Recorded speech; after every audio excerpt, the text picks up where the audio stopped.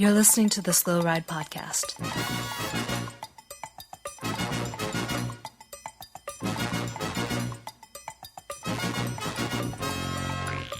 Bikes, advice, and rumors straight from the source.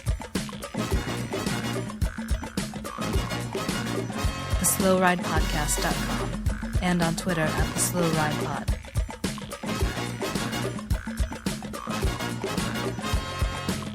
Enjoy the ride.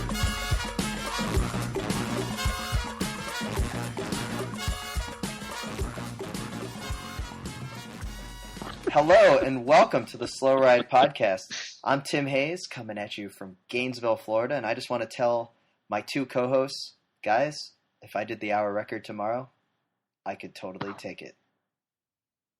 Yeah? Uh-huh. Well, I'm the little guy. I'm in Minneapolis, and I would not break the hour record tomorrow.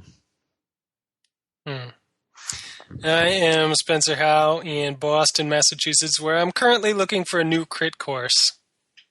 Oh, It's going to be awesome. first off, the attempt at the accent, Spencer, don't think I didn't notice. I'm just not going to acknowledge it. And second, guys, let's talk a little bit about Bradley Wiggins, the most amazing interview he's ever given. Where he said that if he went tomorrow, he could take the hour record. And he set this goal of 55 kilometers per hour, so no one will take it in, quote, 20 years. And in his backhanded compliment that he gave to Alex Dowsett, who the current record holder, it was like, oh, he did a great job, but I could beat him tomorrow. Oh, man. I can't wait to watch Bradley Wiggins' hour record. I mean, I love this contest. It's great. I do feel like all the hour record attempts in the last 6 months, the flurry of them were all to get it in before Wiggins did, which is, there's a that's what she said joke in there somewhere, but I'm not going to go there. He just did. Yeah, you're right. It's true. That Wiggins is a lot faster than all those guys. I'm just It's loving true. the whole contest. Like this, no one cared about this for so long, and now people care about who's taking the record. It's You know who great. cared? You know who cared, Tim? Chris Boardman cared. That's who cared. Yeah. Yeah. He still cares, probably. He's selling his bikes. Or He's trying probably to sell- rolling. trying to He's sell. rolling in his grave right now. Poor Chris. He's like Boardman. 45. I don't think he's dead. There you go. Let's talk about the Giro. Screw this other crap. Yeah. All right. Well, what do you guys want to talk about first? I would like to talk about team time trials. I love team time trials. They're super cool. Mhm. And I heard they had one, and I didn't watch it. Did you guys watch it? I only It's on a watched bike it path. because there was onboard cameras from the Velogames team. So all of a sudden, I was just engaged. It So looked you get really to see cool. a lot of butts. Really close. A lot of Which butts and thighs. which teams had cameras? I Ooh. didn't see that. Like 6 different teams had one. I will say this, is that I saw the Eureka Green Edge camera. It was pretty intense because since it was on a bike path, it was very narrow. And Yeah. so it was a little sketchy with some of the turns. But let's be honest, no one cares about the team time trial. Did it Let's Did move it on. feel because it was on a bike path like you were just on the greenway with some weekend warriors just really hammering, Yes. like trying to catch other people, like starting a time trial train, but none of you knew each other, just all trying to ride each other off the wheel. Sexy Adam on the front. Good 'Cause- times. No one passes him on the greenway. So, That's true. it was definitely sad with AG2R losing some time. And then let's get into stage 1. We have the a sprint. Spencer's dude, Vivani, stage 2. I was thinking of the prologue, but stage 2, Vivani takes the win. Spencer gloated on the Twitters about that. But more importantly, there was the crash heard around the world. A gentleman given a bad name to fixed gear riders all over the world with just riding straight into the peloton. Didn't need any help with that already. Yeah, But- do you guys wait? Important question. Did What his gear? Little guy, he was clearly in a 42.16. The way that he was spinning and trying to jump that curb to get into the peloton. And as someone that has experience riding on a professional race course, and on a fixed gear on a and getting fixed gear, arrested? I was a little disappointed in his technique, riding straight into the pack. The fact that he did, right into the pack rather than after the race. Yeah. Yep. Yep. I watched the film, and I didn't have the ability to slow it down and go frame by frame. I couldn't really tell what the hell was going on. It was just everybody fell down. I didn't actually see the guy. Oh, I don't know if people made him up. You can see him. No, you can see him. If you pause the video at exactly 11 seconds, okay, you will see just to the left of center of the frame a big planter on the sidewalk, and he is ripping right past that, going to drop off the curb and straight into the peloton. I think he thinks that he's going fast enough that he's going to be able to be in front of the peloton and like lead out the pack for a little while. Yeah. But he goes obviously they arrive as he's coming off the curb, and he goes straight into the side of them, and it's brutal. But the most where did he go when part, he fell? Down onto the ground. But where? But then there's like the scrum, and where does he go? Does he crawl away? Does he slither under the sidewalk? I can't tell from the video, but the biggest problem is it's not in HD, so I cannot tell if his rims match his frame. That's a good point, Spencer. I think you're hitting on a couple of things here. The importance of the frame and rim matching. Mm-hmm. But secondly was the lack of an HD camera. So this is our own Zapruder film here. So you really have to take it frame by frame to really see what happened. Now, I like to think that he was trying to lead out the group, like you said. I'm thinking that he was trying to actually jump into the peloton and ride in the middle of it, because there's no way he was going to make the front of the arrowhead of that peloton to clear it, because he jumps in like 20 riders deep. And there's no conspiracy theory that he didn't know the Giro was coming, because you can see him clearly like use his arm to lift up the caution tape, and he goes underneath it and jumps onto the road. Oh, yeah. He knew. It's pretty bad. Do you think he actually wanted to jump in, or he just wanted to ride the curb, and he thought he could ride on the curb consistently, and then he was like, "Oh," and he fell down. Now the bigger conspiracy theory here is that he was actually sent there to ruin the chances of Pozzovivo.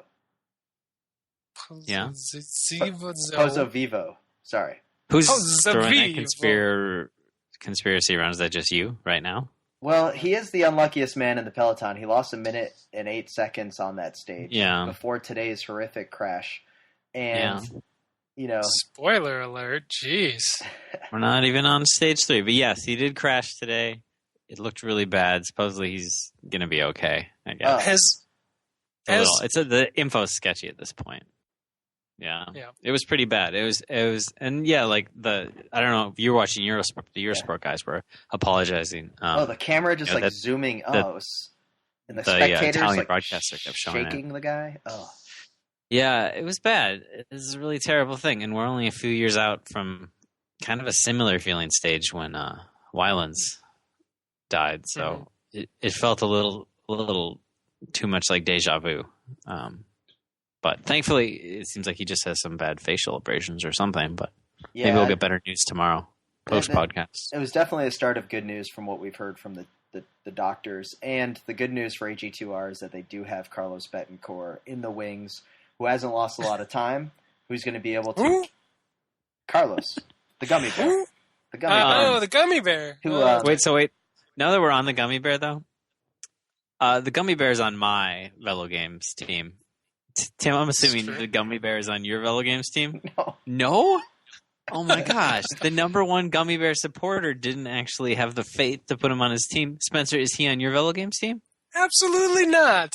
He's a fat gummy bear. So here's the reason. The truth comes out. I am the only true one that's willing to risk the fact that I have to read some crap spit rights to support the gummy bear in his time of overweight cycling. So I'm going to support him in the Tour, not in the Giro. Oh, he's not going to ride the Tour. How convenient. Spencer. Oh, darn. Here's what happened, little guy. As I was struggling to get to the 100-point barrier, and I took Pozzovivo, I took Contador, and I took Zakharin. And I took Zakharin because blood level's totally spot on right now. The guy's looking good. How did you took little that guy? Here's the problem. here's the problem, idiot. Little guy. And I took I took Matthews of Arica Green Edge. I took the younger Quintana. I took Bennett. That's a bad move. I took Bennett, and then I took a lieutenant of Contador, so really more of a private. But the Little Prince was sitting there. There was still a pink jersey, and this is going to be my downfall, is that I can never not pick Damiano Cunego in any of these fantasy contests. And Tim, I'm with you, but I was able to pick the Little Prince, the Gummy Bear, and still have room to pick a quality team otherwise. I don't understand how you guys came to the conclusion that Cunego was going to be a worthwhile pick. He's going to win a stage. So, can we talk about little guys? Can we talk about what? So, I'm looking at the team roster of Hogan's Biscuits, and of course, this is for the Slow Ride podcast, Giro Fantasy League, presented by Velogames. And we have a good-looking team. Looks like it. We have quite a few teams on there. I'd like to thank everybody for participating. Yeah. It's a great website. We do miss roller derby, but Luke is back in this competition with us near last place. But who's checking really? But okay, who's this sprinter of yours? It's Mezgek. I don't know how to pronounce his name. How's he been doing? He won the last stage of the Giro last year, Tim. He hasn't won anything yet. I know your guy has, but my guy's going to come around. Your guy is for the lumpy stages. When it gets flat, my guy's going to blow your guy away. Who has the pink jersey right now? Bling Matthews. How can you support a guy that self-promotes himself as Bling? It's disgusting. I mean, you're talking to a super rookie here. I know. I will give you that. Like, I like the way the guy rides. He's a really good rider. But the second I heard that he was like, "No, just call me Bling," I was like, I can't ever cheer for that guy ever. So Spencer, I see you went. We have lots of crossover again, guys. Lots. Yeah, wait. We don't fall far from the tree. I had Posavillo. I had Tim. Posavillo. Spencer. I had Posavillo. All right, so we've all lost one rider. That little guy, you and Spencer share a sprinter. Yep. Oh, little guy did do his research. He did. He is definitely the cream of the crop here. Spencer and I. I just look for giants. We share Zacharin. Yeah. Spencer and I do. I took a bold move there. And we both share a Bennett. So lots of cool stuff going on. But the bigger story is that we had so many great teams come on, and guys, we're already not in top place, but my favorite team name is from a individual who they just called their team UVM Sucks, which would be, I'm assuming, University of Vermont. Yes. And then it had the owner of the team is Northeastern University Cycling. So way to really stick it to them. UVM Sucks, Northeastern University Cycling. You have the best team name by far this year. So thanks for that. And I'd like to point out, I noticed that this weekend before I went out on a ride, and took a little spin around the suburbs here of Boston, and actually saw a Northeastern rider going the other direction as I was riding. Gave him a wave, and he waved back. So they're totally on top of their game this weekend. Nice. Good job. So UVM does suck. That's good. We didn't really talk about today's stage because I got so excited about the gummy bear being brought up. Yeah. But it was a good stage other than the fall. It was cool. I like seeing the CCC Polski guys trying to steal all the BMC water bottles off the side of the road. And eventually they got one from the team car, and then immediately Gilbert looked at his director and just was like, "What the hell are you doing?" He seemed so upset. And then moments Which I don't later, agree with him. And then moments later, what did Gilbert do, little guy? What did he do? Literally half a minute later, he went up to the Movistar guy and gave him a gel. Which you were like, does Gilbert hates all the Polski guys? The Polski guys were doing all the work in that move, the whole day. So I was taking notes, and you and I discussed this when we were talking about the tragic crash. And it was like every time they came up the side of a mountain, the CCC guys were trying to grab water bottles from whatever soigneur was on the side. It was like their team budget didn't have enough people in Blaze Orange handing out water bottles. Absolutely not. No, but the BMC guys would pull the water bottles back, and it was like every time. And then he finally gets one out of the car, and then Gilbert is like, "What are you doing?" It was great. It was awesome.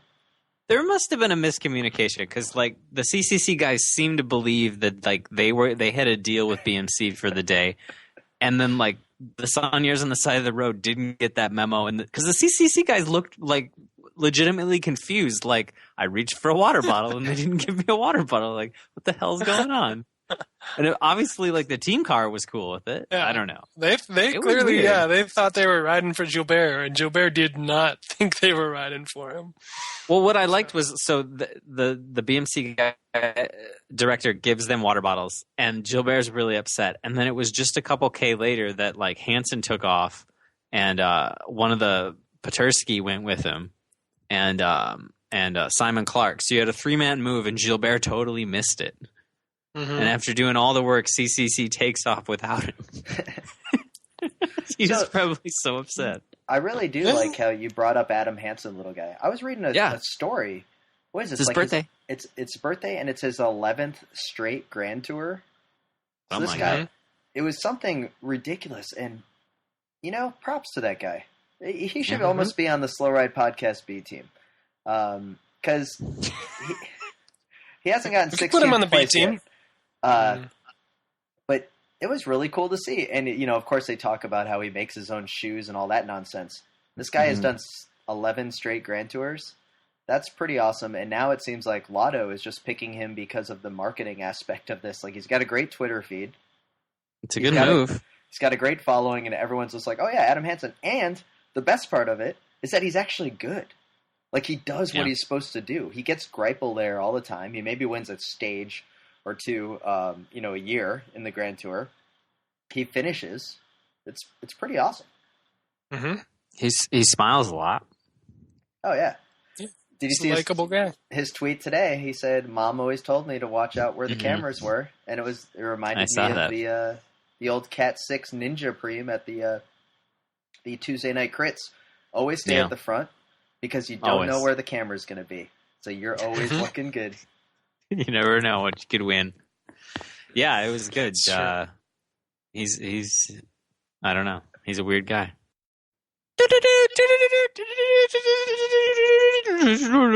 News break. Reporting from the scene, Spencer Howe with breaking news. Oh, hey.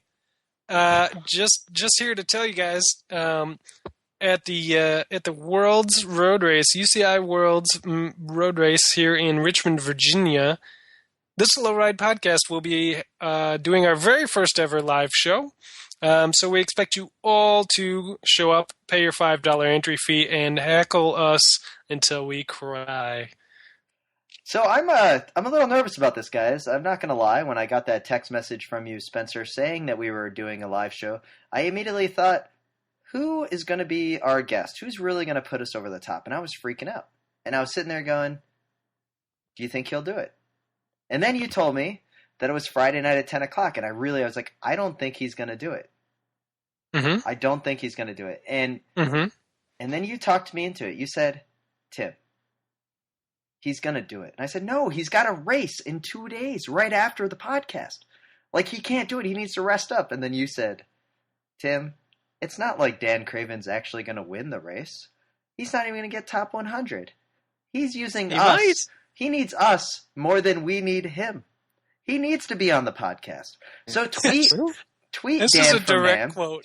Tweet Dan from Nam and tell him, hey, be a guest on the Slow Ride Podcast. It's only 32 hours before the Professional Cycling World Championships goes off in Richmond, Virginia.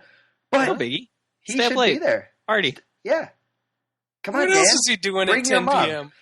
Bring the entire... Dan, tell you what, we'll put you on the guest list +4 so you can bring the entire Namibian cycling group. And we'll throw in a mechanic for free. I know a UCI mechanic who would be more than willing to take care of you. His name is Tim Hayes, and he knows how to. Okay, that's not me. Scary. That is frightening. No. But so, yeah, And we you'd be will better off with me, and that'd be bad too. Yeah, we will be in Richmond, Virginia. We will be hosting a live show. There will be beverages there for you adults. It will be at the Coalition Theater, downtown Richmond, Virginia, on the race course. You don't want to miss it. It's going to be amazing or possibly horrible, but you're going to have to be there to find out. Well, if it's horrible, there's still going to be a bunch of us hanging out talking about bikes either way. So maybe the microphones don't work just like our podcast, and it would still be a great experience. Mm-hmm. I hope Skype works well that night. Yeah. We should probably figure out where we're going to be staying, but I guarantee we're going to have some Buckler embarkation product to give away there, some door prizes. We've got some, there's going to be some great drink specials. What else do you have to do? If anybody wants to let me sleep on their couch, And then let me do it. Not Do you only have a van? little guy. I'm not going to drive little guy. We the van also there. planned about this. Guys, I forgot to mention Ixnay is also going to be there as door prizes as well. So we're going to have Ixnay. We're going to have Buckler. Nice. I'm going to work on maybe Trek Factory Racing can throw in another beanie or two. Dan from NAM. Let's just tell them they're doing it. Yeah. Dan If you from let me NAM's stay at going your to make... house, Hogan's Biscuits will bank you biscuits. Well, so here's the deal, little guy. I was like, Spencer, we need a hotel. And Spencer goes, Tim, super rookie, settle down. You're freaking out. You don't need to. Extended don't Some more stay. direct quotes. We These don't are good. We don't even need to go on Home Away from Home. We don't even need to go on Airbnb because we have something better. It's little guy's Really? Vanagon. And I said, really? and I said, Spencer, do you think the Vanagon can actually make it to Richmond? And he said, well, it can definitely make it there. We don't know if it will make it back, but it'll definitely make it there. It would make it both ways. I gotta say, it would be cozy for all three of us in there, sleeping on that bed together. Shotgun. So the question is, guys, are you ready for the World Championships in Richmond, Virginia? I'm timing my peak. Are you ready for Yep. Peter Sagan to win the World Championships in Richmond, Virginia? No, he's not gonna win. No, I'm not. But I'm ready. I'm ready to go and watch somebody win. I'm ready for this podcast to launch Dan from NAM into stardom and a future of wealth and, I don't know, glory. Yeah. All right. Well, Starting with 65th place at the Worlds. guys, great stuff. I'm See excited better for. than that. I'm excited for the World Championships. I'm excited for our first ever live show. I'm excited for Dan from NAM being the key guest at the show. Asterix. Also, I want to thank Little Guy for the Westphalia van. And let's get started and talk about the Tour of California, shall we? Sure. All right.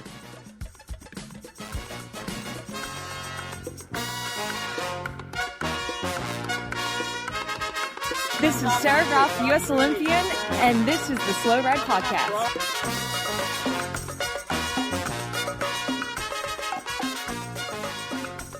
Tour of California, where Ooh. Peter Sagan has still not won a stage.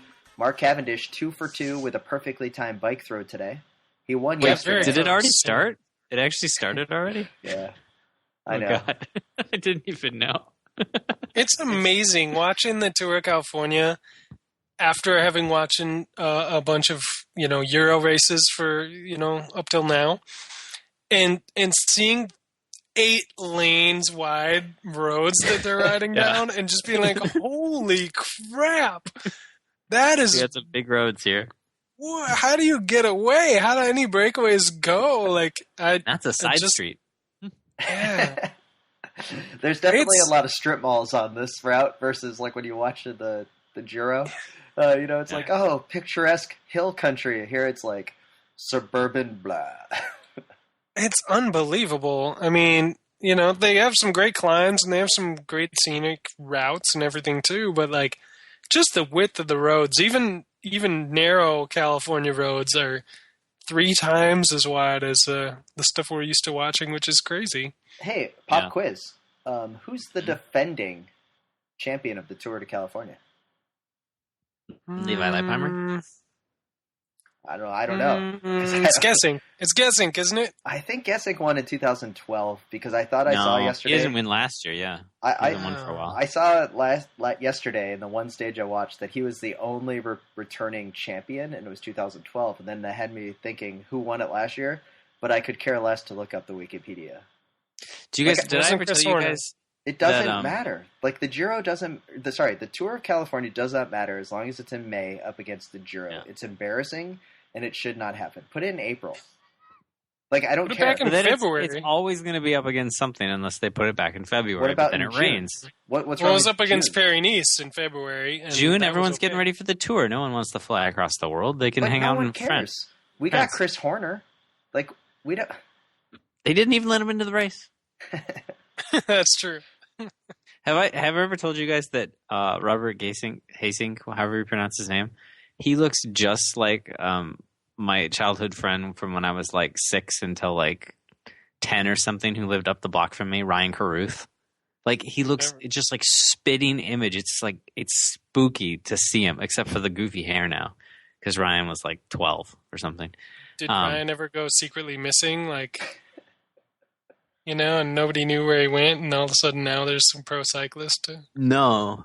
Okay. Plus Ryan, like Hastings, probably like maybe 30, and Adam or Ryan Carruth would be much older. So, and he's not Dutch. That's a good story. Anyway, it's not really a good story at all. It's just the thing I'm telling you. It's a fact, and I think about it all the time, and I hadn't told anybody. The only thing I think about is every time I see Jay-Z, because you told me this little guy, because every time I see Jay-Z now with like Beyonce, I'm like, hey, there's Bernard Cole. Gerolsteiner, Yep. What's up? He's still around. Thank God. Yeah, I can't believe Jay-Z got popped for EPO. That was bullshit, man. I thought he could do those albums without that. Yeah. So we talked about Tour of California. No one really seems to care. There was the women's Tour of California, but it's opposite. It's not even taking place the same time as the men's race, so it seems it's like a Friday, Saturday, Sunday. I don't even know that much about it because I just don't care about American racing during the Giro. I lose interest. Is that bad? I enjoy that the women's race is no longer just a time trial like the day before. Like, it's good to see some growth there. Seemed like it was more of a real race, which is awesome. There were some exciting finishes and sprints and stuff like that. But, again, not much coverage, Would have liked to see some more from the media outlets, but, maybe they only get what they're given, so I don't know. It's just the racing vacuum that comes around these Grand Tours that it just, whatever. Yeah, we didn't really hear anything about the Tour of Azerbaijan either. Azerbaijan.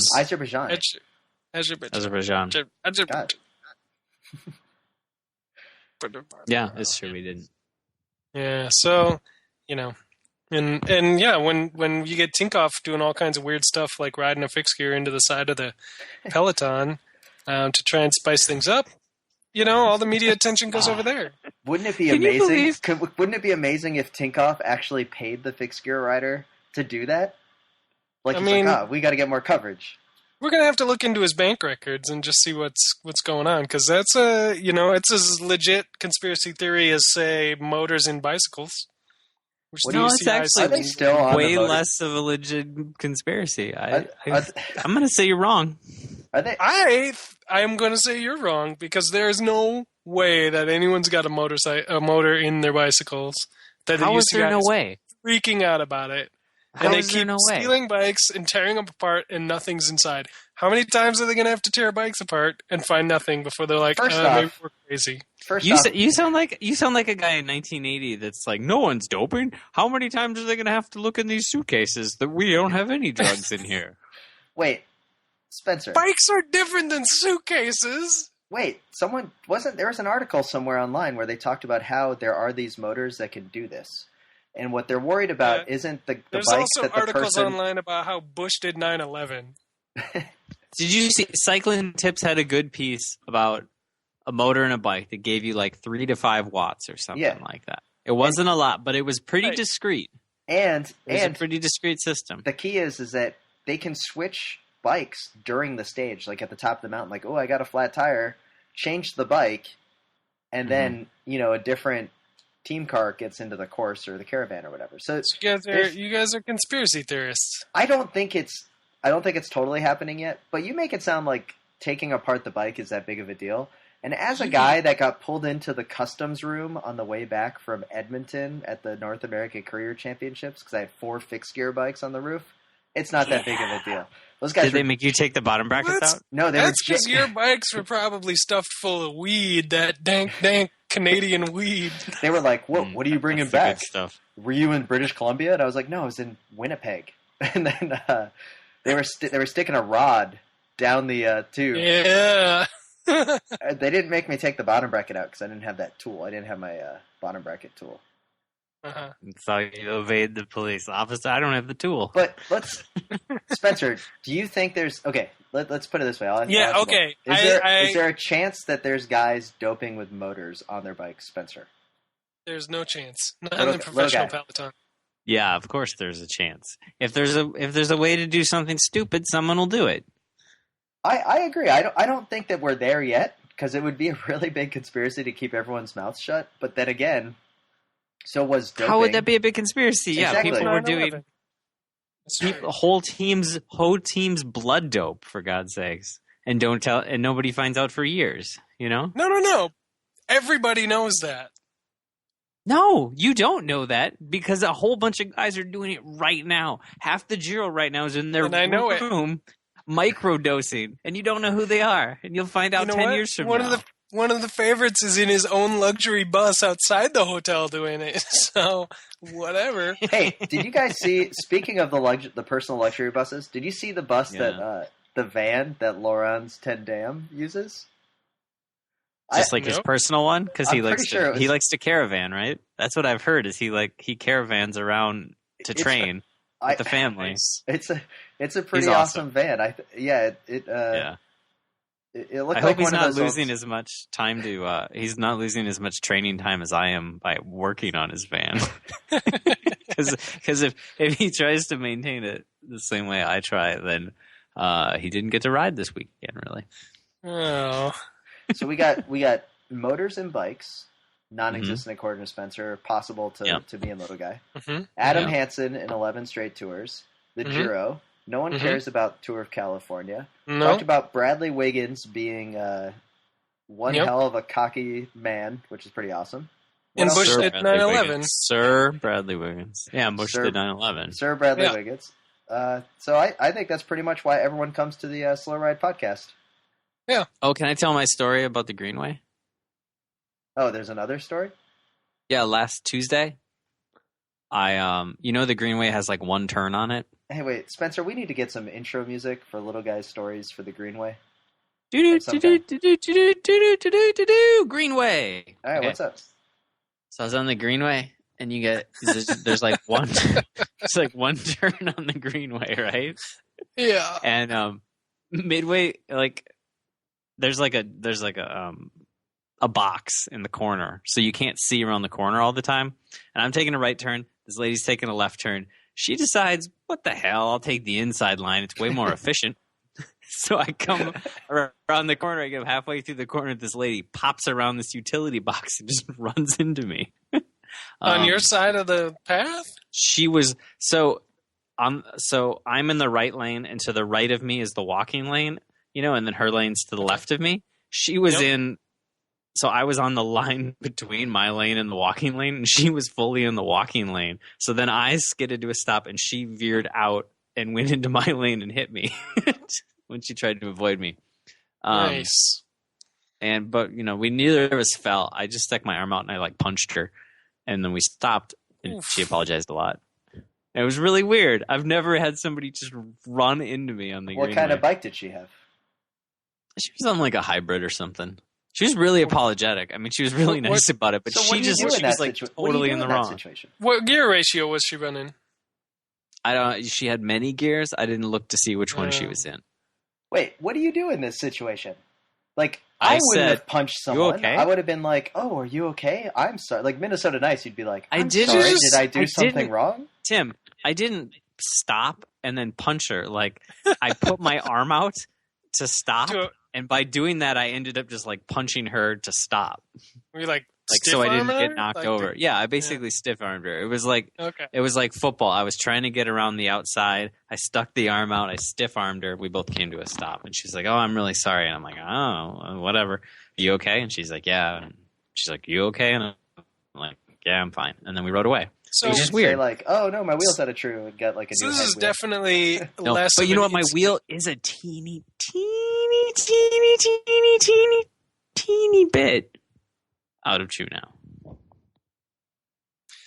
Is this a greater crash or a lesser crash than when Tim knocked over the old man on the sidewalk downtown? Oh, it's Gee. much less. It's much less than that. Because Uh, yeah, neither of us fell, and two, neither of us was elderly. it's You true. know, For Could have being been as permanently old damaged. as that guy was, he was one hell of a trooper. The way he bounced right back up with only bloody knuckles, and was like, "Oh, did I do that?" And I'm like, "Ah, sorry, man. I gotta go." You're like, oh yeah, you probably did. I gotta go, man. I quit riding on sidewalks at that moment in my life. Oh, that was Yeah. a good plan. Remember when we had the old Messenger website and got Spencer there to write "rookie busted for EPO" or whatever Yeah, that was a good one. as one of the headlines on there. That was so good. That was a really Anyway. good messenger website. It really brought a lot of street cred to the Minneapolis Bike Messenger Association. Hmm. Yeah. Uh, Everyone knows websites equal street cred. that's right. That is So, true. guys, the Giro coming up. We have, of course, in 2 weeks now, the 16th place contest on stage 16. Yeah, has anyone entered yet? No one's is entered, everyone but I Keeping their have. powder dry. I already have. Carlos You already called your Betancourt. shot? I already called the shot last episode. Carlos Betancourt. I have So you that kind faith of in hope. him for that. Yeah. Of course I have faith for him. All right. I'm keeping my powder dry. So there is a lot of cool stuff coming up. We're going to talk a lot about the Giro. We will talk a little bit about Tour California and other cycling news. And again, you can always email us with questions. You can always send us reviews on iTunes and Stitcher. Spencer, tell us about the weekly crit series in Boston. Is it in the same place every week? Well, I don't know because I've never been. I was going to go this. Of course you haven't been. I was going I to go. forgot. It's a bike race. It's not a coffee bar thing. Well, the I was coffee. going. You're going to go? I was all set to go this weekend, but the race ended up being canceled about an hour before, maybe a half an hour before it was going to start, despite being confirmed the night before as all green lights. Why was it canceled? Canceled suddenly because the promoters could not secure a police detail to close down the street, which is required by the town that they do the race in. How many cops and I guess do you need? I think One or just two? one. I don't know. I've never been there, but They couldn't find one guy to stand around and make $700,000 an hour to do nothing? yeah. And apparently it happens kind of a lot. Like they need to put in the request like however Cops many everywhere. hours before, and then the cops, like if nobody volunteers for it, then race doesn't happen.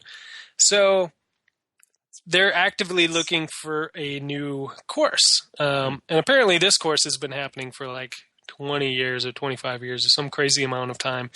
But they actually are holding a contest to find a new course in or around Boston. So there's a contest going on the Boston Road Club website for a Quick question. new course. I Yeah? have a quick question. Is there a state fairgrounds or any type of county fairgrounds within the Boston city limits? Because I think that would be a great venue. This is I would not look the for a Midwest. circular office park. That's what circular we're office park? currently. That's what we're currently using. A circular office park? Yeah, Is it by the Opus of out there, the boring blah developer of Boston? I don't know what businesses are out there aside from like a Lifetime Fitness and maybe a daycare center or something. But sounds to me so like a perfect venue. So there are some rules. Yeah. A course must take place entirely on a public road. Course must follow USAC guidelines. 7 meters wide. Length under 5K. Course must be outside the town of Newton if they will require any sort of road closures or temporary one-way signage, which I love as a rule. They are giving the bird to the town of Newton, saying we don't need your BS rules anymore. So they've gotten a bunch of submissions. So if anyone else has ideas, or if you want to, anyone across the country wants to pull up the Google Maps of Boston and look for circles, that would be awesome. You could you can win free entry to all the races for the entire year and next year if you're chosen as the winner. And they run like I don't know how many, like 40 races a year there. So that's awesome. Do you guys have a tractor trailer motorcycle training track around there anywhere? I have been searching high and low for that, and there does not appear to be one. You've been like stalking the community colleges. I have. I love how our entire experience is just hitting up the where every Minnesota race is, and yeah, I always thought it'd be really possibilities. Cool. I always thought it'd be really cool to do a crit at a driver education center, like where they do the license testing on like a Sunday. Mm-hmm. It's like a fake downtown. Yeah, you're like, hey, red light. Then you gotta go through the state, though. The thing about Boston is they don't do any driver testing whatsoever here, apparently, from what I can tell. There you go. There's no training involved. Either. I'm pretty sure they gave it up. You're 14? Sure, whatever, drive a car. Well, dudes, it's a pretty awesome podcast this week. I'd like to thank all of our listeners. That sucked. Let's do it again. Let's start over. Thanks for tuning in. Thanks, BK1, for the use of the track Tema do Cannibal off the album Radio do Cannibal. That's Rhymesayers Entertainment. Thanks to all those tweeting about the show and telling all your friends about us. You would have seen today someone tweeted that I'm running and possibly doing a triathlon. One of those is true, and the other one will never happen. Mark my words. And please subscribe on iTunes, and if you've already subscribed, leave us a review. It really is important to us and a huge help to building the show. And remember, always wave. We will catch up with you at the next cafe stop. What do you think? Bye-bye. That work good? I think that was smooth. Right. Yeah. Does it work better than, like, see something, wave something? I think you rushed it a little at the end, but I think it was good. You sure did. You didn't give it the old Super Rookie try. You could have, like, a breath between the, like... And remember, we'll see you at the next cafe stop. The Slow Ride Podcast. Bikes, advice, and rumors straight from the source. TheSlowRidePodcast.com and on Twitter at TheSlowRidePod.